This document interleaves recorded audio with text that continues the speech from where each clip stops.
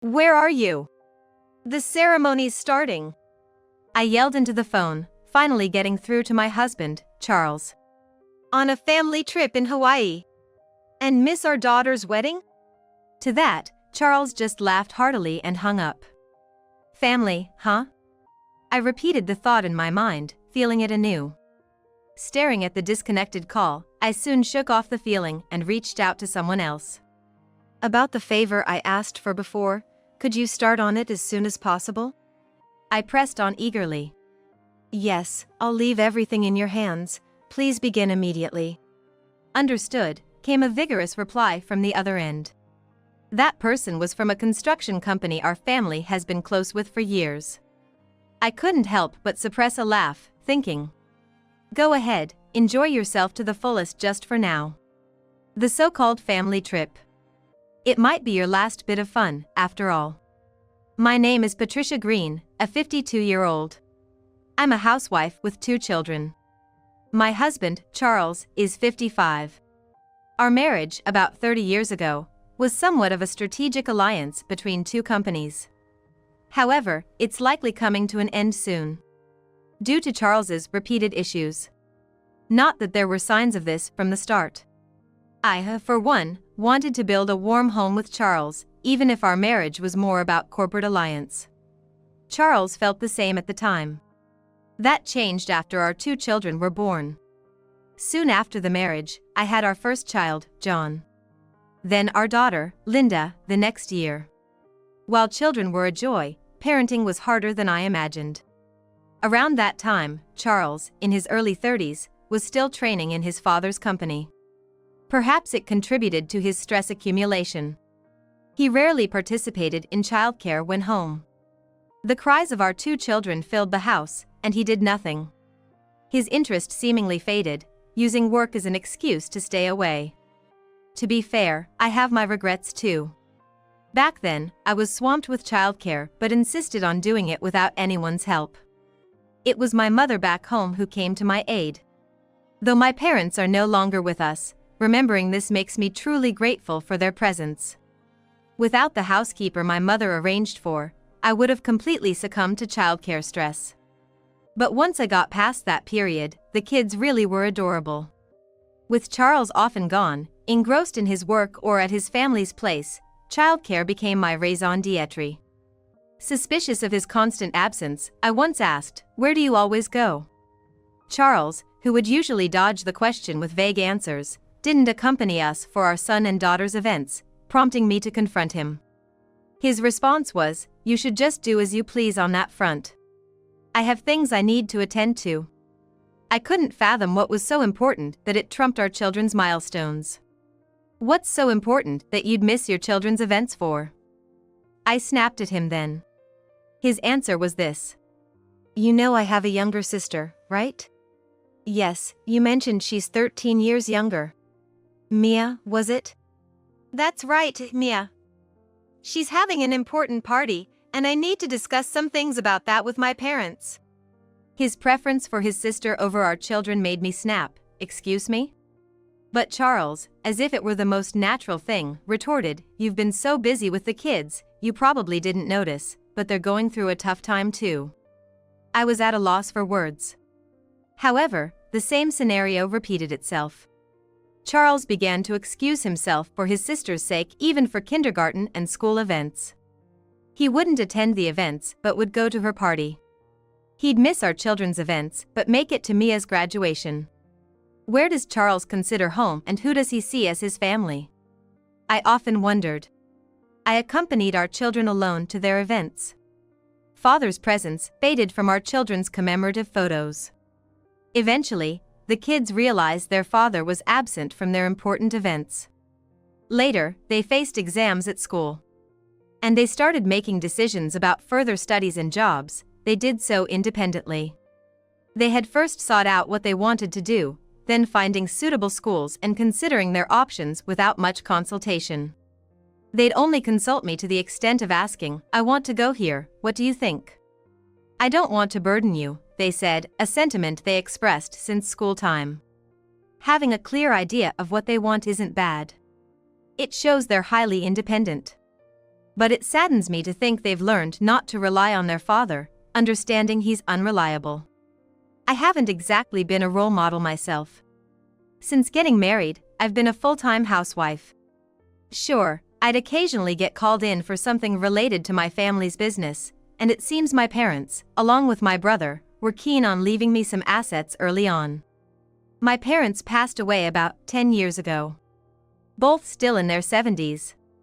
The company was left in the hands of my brother, Joseph, and I've been given a fair share of other assets from the inheritance. As for Mia, Charles's sister who he doted on, spoiled by him and our parents, she landed a job at a subsidiary through our father's connections after her college graduation. But she seemed to treat it as a temporary gig. After working for 2 years, she quit, as if it was time to prepare for marriage. It seems she never really liked working in the first place, and ended up living a leisurely life at home. And neither her parents nor her brother, Charles, said anything about it. In fact, they seemed pleased she wasn't working, as if that was too much for her. She actively sought out arranged marriages, but for some reason, they always fell through. Mostly, it seems, due to Charles's opposition. Whenever Charles objected, Mia would simply accept it, saying, "If my brother says so." Before we knew it, she was in her 40s.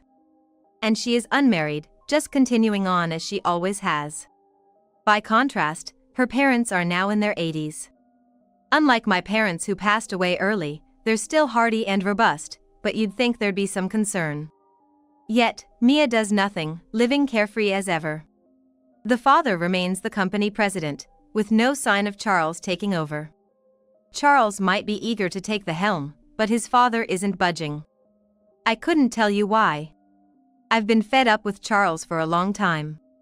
Even my brother and his wife said it might be best to part ways at some point, and with the kids now independent, I'm thinking about starting a second chapter in my life.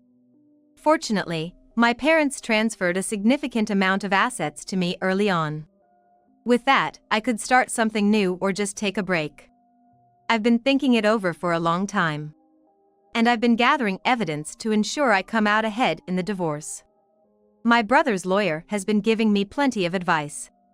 But then, something happened that put those plans on hold. Linda is getting married. Her fiancé is 8 years her senior, a colleague from Mike's company where she met him working as a senior employee. He's quite capable, rumored to be transferring to an overseas branch soon. Linda, having seen Mia as a cautionary tale, made sure never to disclose her family connections at work. Flaunting such things is foolish. Just like at school, showing off wealth only makes you disliked. It was Linda's reasoning.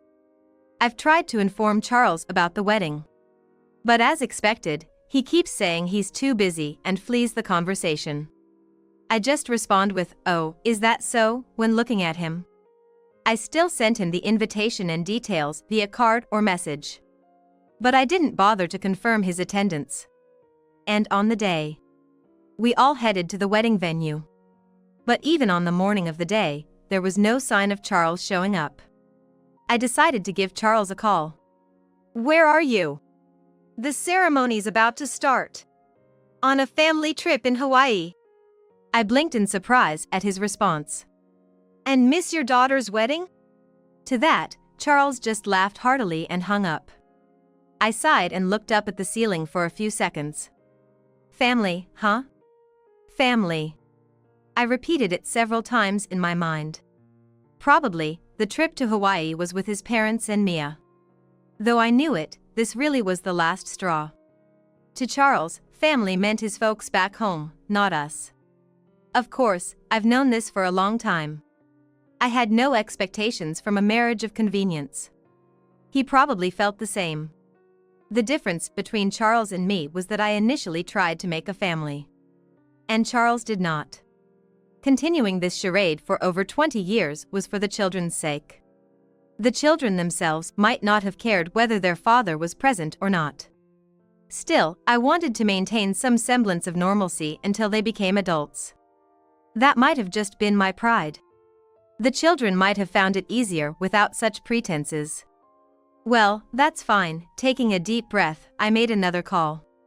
speaking to a distant voice on the other end. Hello, it's me. Yes, Patricia Green. About the matter I asked you before, could you please start on it as soon as possible? I spoke rapidly. Yes, I leave everything in your hands. Please start immediately. Understood, came a spirited reply from the other side. The person on the other line was from a construction and architecture company our family has been associated with for years. And I thought to myself with a suppressed laugh, go ahead, enjoy yourself to the fullest just for now. The so-called family trip. This might be your last bit of fun, after all. Then, a month later, I received a call. I answered on my tablet. There, a lawyer beamed at me with a full smile. Mrs. Green, or rather, Ms. Williams, would be more appropriate now. The lawyer called me by my maiden name. So, the documents have been processed, then? My voice perked up unexpectedly. Yes, I've made sure to compile everything properly. The lawyer on the screen has been affiliated with my family's company. Continuing, I asked him, could you tell me what's happened in these last 2 weeks? Anticipating that you'd ask, I've prepared all the necessary information. I couldn't help but smile gleefully at the lawyer through the screen. Right now, there's a distance half the globe's circumference between me and the lawyer. Yes, I've bought a house in Russia and am living here. This is because my daughter's husband was transferred to an overseas branch, as had been mentioned before their wedding. According to Linda, he was so concerned about my language skills. But, you won't know until you try, and once you're there, you'll manage somehow. So, it's going to be fine. I've always made do. She had said confidently, and the newlyweds are living in Russia, at the branch now. And I'm living in a separate house on their property. Partly for security reasons. The lawyer I'm seeing on my screen seemed to have adjusted some equipment on his end. First, here's this. He showed me what had happened during Charles and their Hawaii trip. Hold on, why can't we get into this hotel today, was his father shouting. Under a bright blue sky, he was wearing an aloha shirt. I'm sorry, but today we have an exclusive wedding and party booking. What? The top hotel on the Big Island? Yes, that wedding on the Big Island was Linda and her husband's. Though Charles and his family had flown from New York to Honolulu and then to Maui, we had directly gone to the Big Island of Hawaii. We planned to enjoy the resort leisurely before the ceremony. They had no idea about any of this. Even so, I had made sure to inform them on the day, but it was ridiculous they didn't even know we were on the Big Island. It really showed how little they cared about us. It's strange, said the lawyer. Patricia, you did inform them of your destination, right? I did, through postcards and messages. They usually don't catch me, so it was kind of surprising the call got through on the day of the wedding, probably for their family trip showcase. The lawyer laughed at that absurdity. I made it clear we were having the ceremony abroad, here at this hotel on the Big Island. Yet, there they were, in front of the hotel, clueless they couldn't stay. They could have at least said they were attending the wedding. In the video, the disgruntled family could be seen complaining. Mia's confused face, not understanding what was being said to her, was also visible.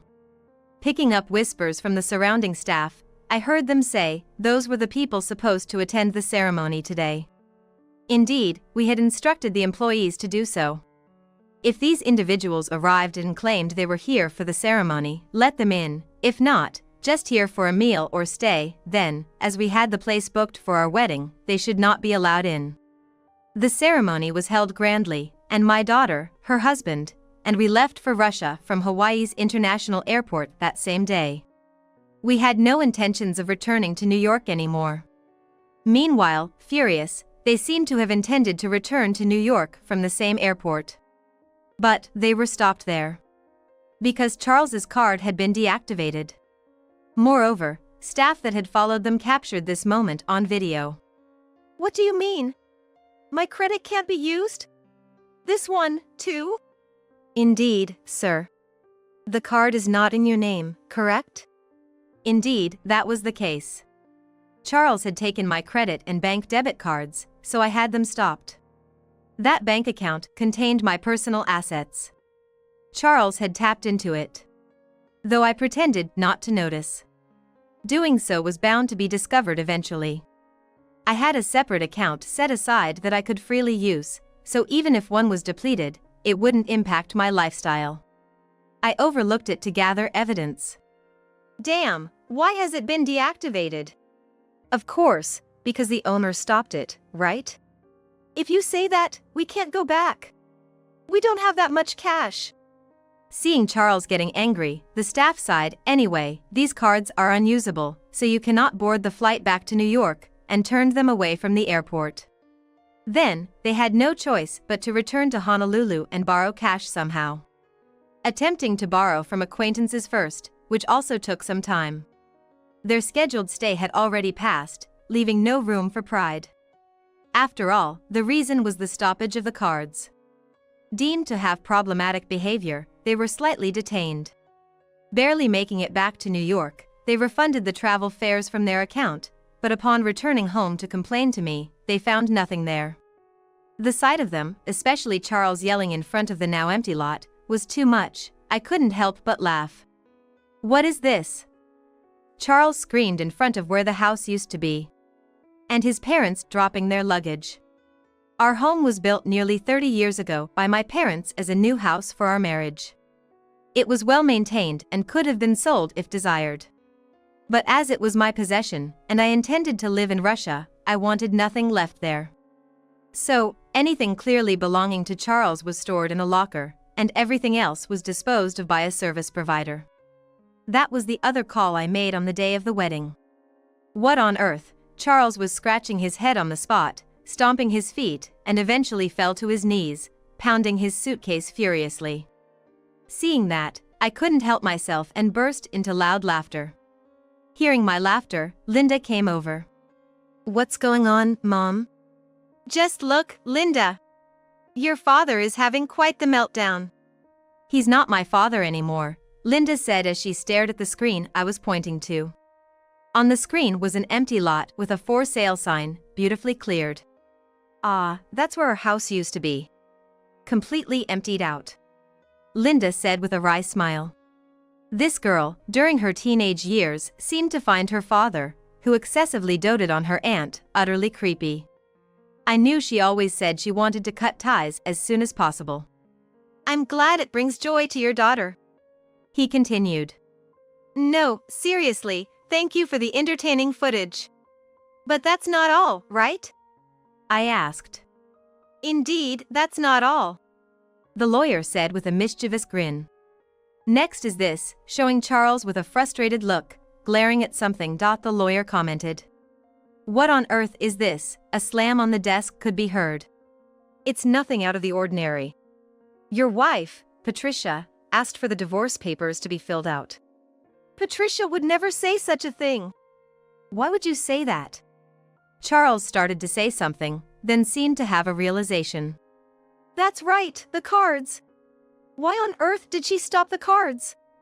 That's obvious, the lawyer replied matter-of-factly. Anyone would do the same if they found out a significant amount of money was being used from their account without permission. Why were you using Patricia's cards in the first place? Didn't you have your own? Charles just muttered a stifled sound and fell silent. Or was it that you didn't have enough leeway in your finances? We had looked into that area as well. Honestly, there wasn't much money in Charles or his parents' accounts at the moment. Just a small portion for company operations, and everything else had been siphoned from my savings. He took my card with the selfish interpretation that it was family money. I never gave permission. So, when I said to stop it, that was the end of it. Moreover, after stopping it, we found out a significant amount was embezzled. Embezzlement? No, this was supposed to be marital assets, right? That's not correct. What are you talking about? Didn't you know? The lawyer asked, puzzled. The funds you were using were Patricia's personal assets from before the marriage. From before our marriage? No, that can't be right. Patricia never said anything like that. She probably didn't feel the need to mention it, as long as nothing happened. But something did happen, didn't it? What do you mean? Charles stood up abruptly. Patricia said there's no meaning in being a family with you anymore. At least, your children no longer consider you their father. What are you talking about? That's to be expected. Do you even know which universities your daughter and son went to, what they studied, and who they married? And most importantly, do you know where your daughter's wedding took place? Charles was at a loss for words. The lawyer then informed him about the day and location of Linda's wedding. Charles's expression changed drastically. Could it be, he murmured under his breath. Yes, the hotel you tried to stay at that day. That place, Charles leaned forward. Didn't you hear there was a wedding happening that day? Sure, but I never imagined that the wedding. Why didn't they let us in then? It's quite simple. The lawyer explained the instructions I had given to the hotel. Patricia had already informed you. Why don't you check your smartphone? Haven't you checked it all? Or did you have another phone? Bombarded with questions, Charles remained silent. It makes sense he couldn't connect. Charles probably had multiple smartphones. And he kept the one that could reach me turned off. The continuous lack of read receipts on messages sent had been anticipated. Asking if he had changed his phone would have yielded a new number at best. I deliberately chose not to ask. It was all part of my plan. The evidence of the messages I had sent remained. I had left numerous voicemails. I made sure to sound increasingly agitated, questioning if he was listening, wanting him to see. The same went for the messages. All other methods had been attempted. Yet, Charles had shut out everything that could connect to me. So, the lawyer continued. Patricia will also be filing a lawsuit against you for the misuse of funds, and for neglecting the family, she'll be seeking damages. Oh, and I heard from your family that the financial support for the company will be cut off as well. That can't be! Let me see Patricia, please! Charles pleaded, almost crying. That's pointless. Why? Where is Patricia now? She's certainly not in the USA anymore. Charles's face at that moment was unbearable to watch. After the wedding, Patricia and everyone immediately headed to Russia. Huh? And you were detained, right? By then, they had already leisurely made their way. Hearing this, Charles was visibly shaking with clenched fists. Watching from the side, Linda couldn't help but let out a suppressed giggle. Seeing our reaction, the lawyer asked, "How do you find it?" Extremely entertaining footage. Do you have more? I inquired. Yes, I do, the lawyer responded. This was recorded recently when the corporate alliance was also dissolved following your finalized divorce. Joseph and I had gone directly to their company. He showed me another video. The funding is cut off? What does that mean? Our company can't survive without your support. This time it was the in-laws who were outraged. Both had faces well tanned from the sun. Yes, well, what's with the suntan? Did you go on a trip somewhere? On the screen, Joseph was asking the FIL. To the wedding, Linda's? Yes. Linda's wedding. It was in Hawaii. Joseph smirked. Actually, I was there that day too. The two in-laws gasped. Of course. It was my lovely niece's wedding. My wife and I attended the ceremony on the Big Island that day. Oh, and by the way, I'm well aware of what you were doing that day too. Sweat streamed down the in-laws' faces. Moreover, you couldn't immediately recall Linda's name, could you? How much interest do you really have in those kids? Joseph seized the moment to press them further. For having just 2 grandchildren, not even remembering one of their names, what does that say about you? Well, those kids never warmed up to us. Warmed up? Have you ever done anything for them? They were both at a loss for words. But then, suddenly, there was the sound of someone bursting into the room. Wow, heavyweight, impressive. How old is this person now? Linda gasped, voicing her surprise. The screen abruptly showed Mia. She's 42, actually. My husband's 10 years older than her. Oh no! She was a parasite single then. Indeed, by today's terms, that was exactly it. Thinking about it, she's been living as a parasite single for 20 years. So, what's she going to do now? I turned back to the screen. How are we supposed to survive if the funding is cut off? What am I supposed to do? Mia was confronting not the lawyer, but her parents. What's going to happen? Well, the divorce is finalized, and as such, we have no reason to finance you anymore, the lawyer said. What? Why did you let the divorce go through? Don't you get it yet? There were many reasons, but the clincher was the embezzlement by you folks. But it was marital assets. Joseph sighed deeply. Charles said the same thing. Well, of course, we were concerned, so we had already gifted Patricia her assets before the marriage as a living will. Does that mean you didn't trust us? Trust? There's no trust to be had with someone who misuses their spouse's property. Besides, how long have your son neglected his wife, daughter, and children? The in-laws were at a loss for words. Even I, as their uncle, attended their important events. Of course, Patricia came to our house too. Well, the fact that we stopped talking about such matters long ago probably means they stopped considering you family a long time ago. Joseph seemed to relish calling out the in-laws. Just as you deluded yourselves into thinking those three were a different family. Oh yes, Charles told Patricia on the day of the wedding he was going to Hawaii with family. The father-in-law looked up in shock, and the mother-in-law covered her face. Family? Whose family, I wonder? Joseph directed a very pleasant smile at the in-laws and Mia. That was the final blow. How was it? Thank you. I'm very satisfied. Please proceed with the next steps. There's not much in the way of procedures left, to be honest. Linda and I exchanged smiles at the lawyer's words. Later on, the lawyer kept us updated. Joseph also reached out from time to time. Firstly, the in-laws company, unable to secure funding, was on the brink of bankruptcy and was absorbed by Joseph's company. Saving the employees was a must.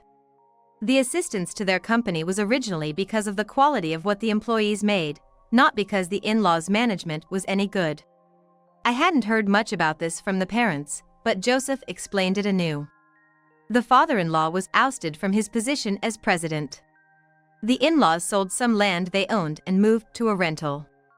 Now, they're pondering their future.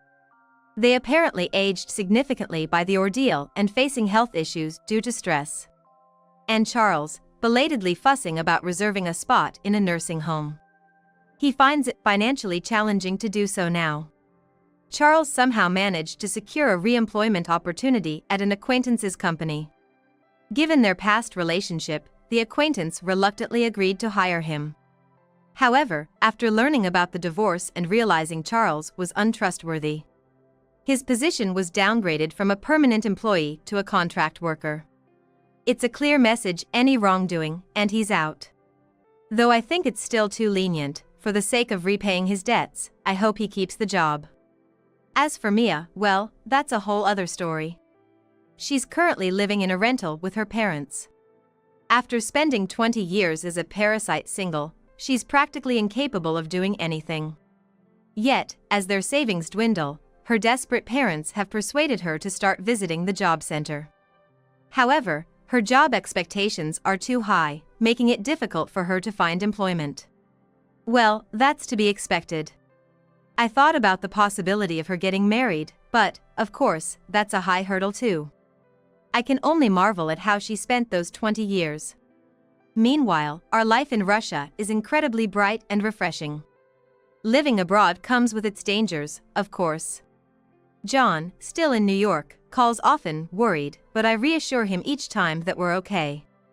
I even tell him to visit us sometime, hopefully with a wonderful wife in tow, which makes him shyly evade the suggestion. As long as we choose a safe area, life here is serene. Learning Russian slowly, getting along with other American families, and enjoying the sunny, dry climate makes every day an adventure of pondering, what shall we do next? Divorce has its timing. I won't say my 30 years of married life were all bad. But letting go now has opened up a new chapter for me. I look forward to a fun and energetic life with my daughter and her husband.